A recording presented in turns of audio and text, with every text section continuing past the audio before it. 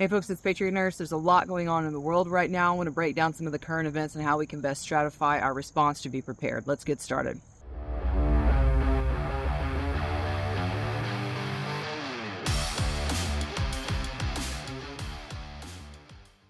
So friends, there are three things that are really cooking on my radar right now. The first and most obvious is that we have had some serious weather events here in the Southeast. So if you're in the affected areas, of course, in Western North Carolina, East Tennessee, and some of the other areas, you've been devastated in many cases.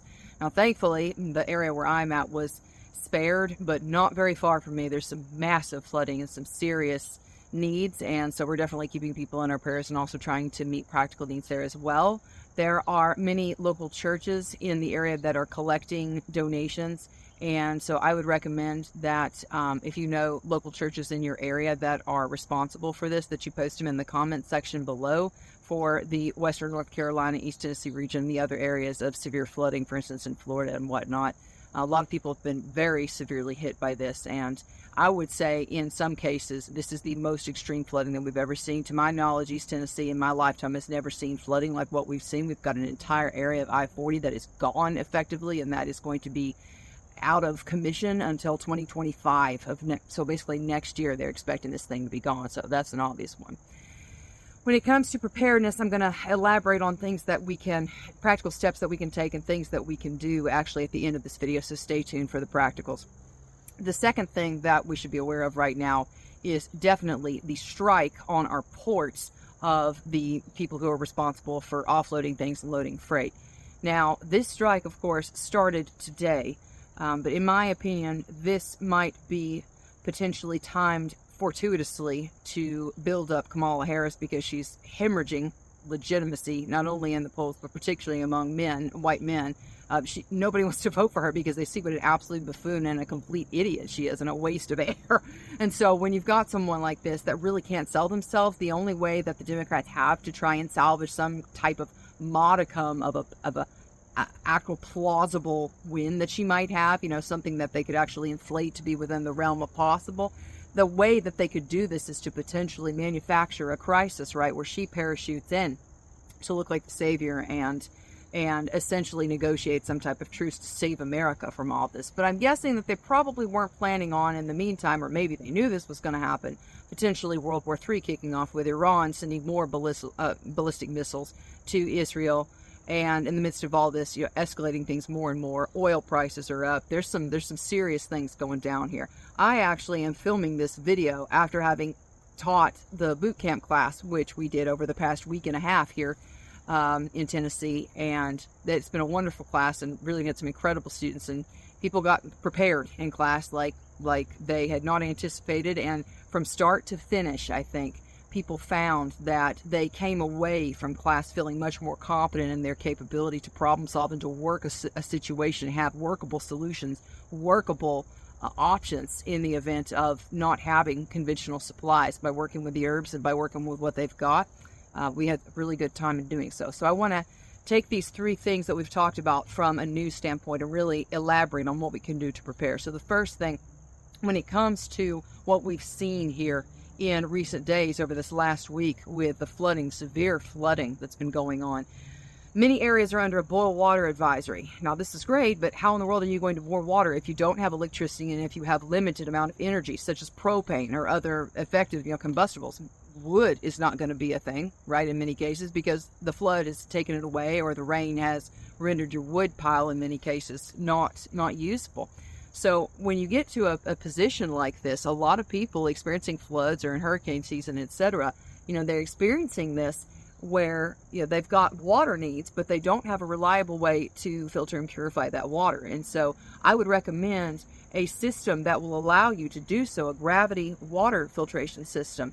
And in recent years, this has been a really high demand item, and we have some recommendations on the Patriot Nurse website, and also we'll put some links below to products that I recommend. But you definitely need a reliable way to filter your water, and using a gravity filter or a ceramic filter can help you in doing this. And I've historically used Big Berkey water filters, but also Live Straw, Community Live Straw. There are several good quality filters, but you need to have a reliable way to filter your water.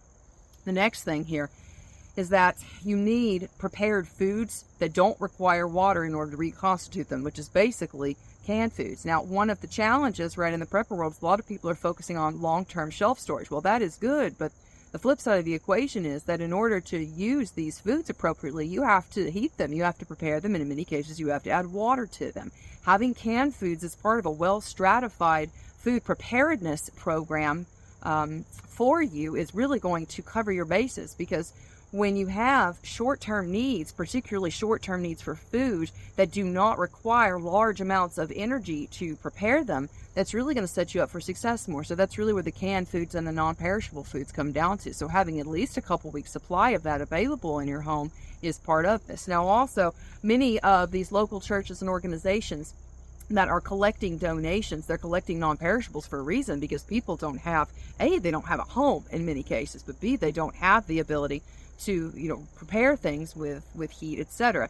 And so as long as you have a can opener, you can open your can and you've got food to eat. It may not be to your liking perfectly, but at least you've got something that's prepared that you can eat easily. Another thing with the floods, you need a reliable way to get yourself some light, right? Because light is important. Light allows you to illuminate your theater of operations. If it's a kitchen or whatever it is that you're doing, you need to be able to see.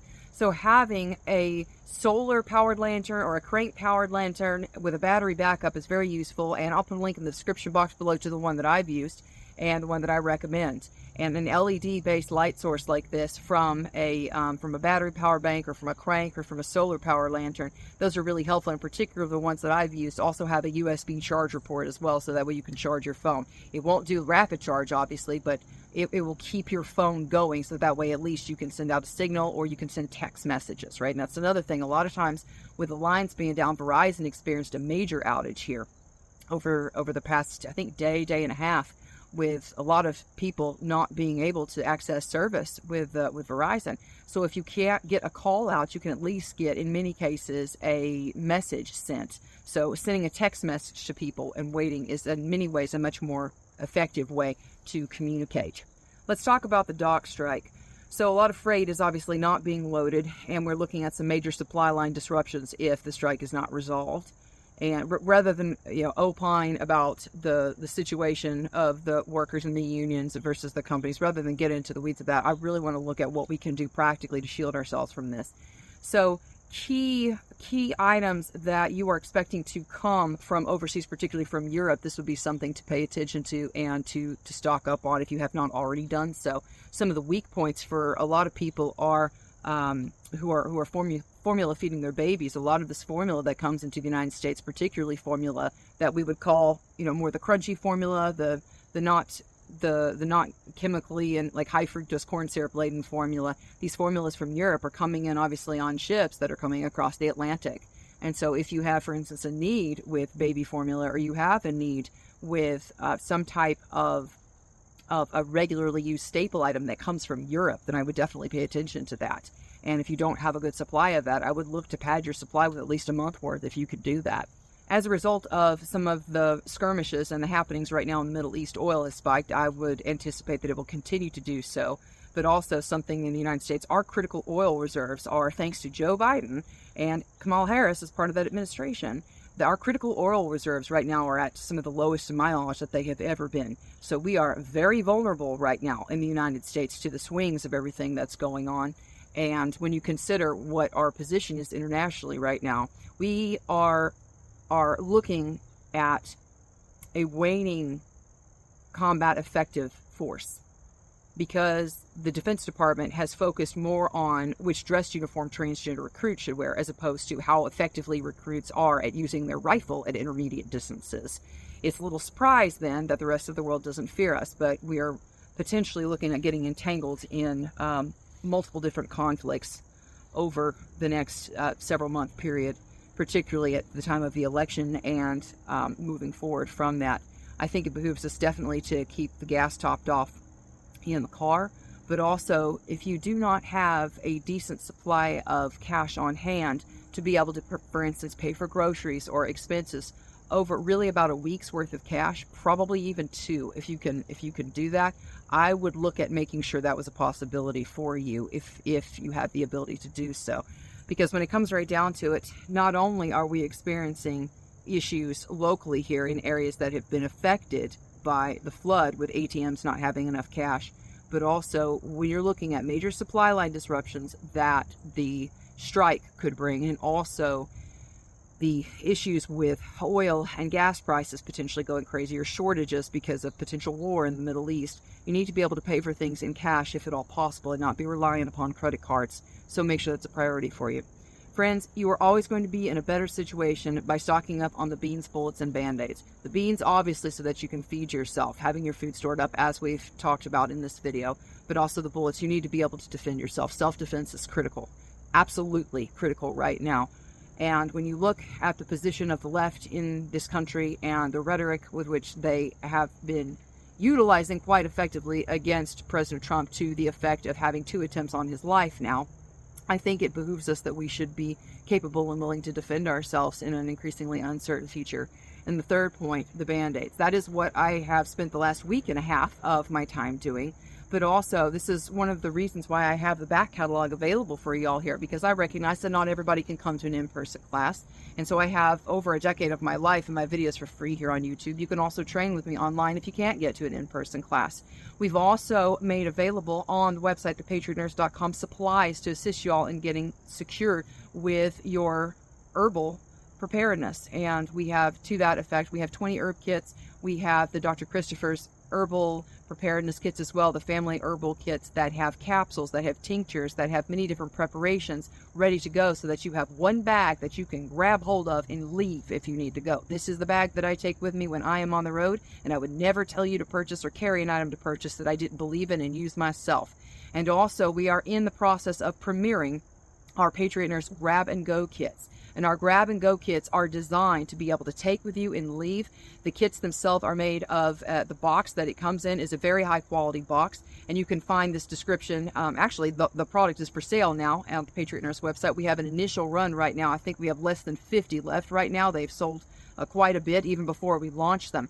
And so I plan to make a video about this to show you what's in the kit later. But my desire in carrying this kit was to have one central kit of supply, so that way you could deal with standard issue first aid issues such as bandages, just standard wound care items, things like that. And so I'll do a video about that later, but I did want to let you guys know that we have really tried to offer more options for people for supplies, but also for continuing education, both online, in person, and of course for free with the back catalog. So folks, I hope that video was helpful for y'all today. Like I said, I finished a week and a half of work now of training almost every day, and came straight to make this video for you because we're at a pretty critical crossroads with some of the things going on right now. So I hope the video was helpful for y'all. I hope you have a very blessed week. We know how this ends, and we know that we have a mighty God on the throne. And just like the little children's song says, my God is so big, so strong, and so mighty, there's nothing my God cannot do. So we need not fear, but walk instead in confidence, his confidence and preparedness, knowing that ultimately we know who we serve. We know how this story ends, and it ends for our good and for his glory, and we just need to be faithful servants and be good stewards of what we've got. Hope you all have a blessed week. For now, it's Patriot Nurse signing off, and I'll see y'all later.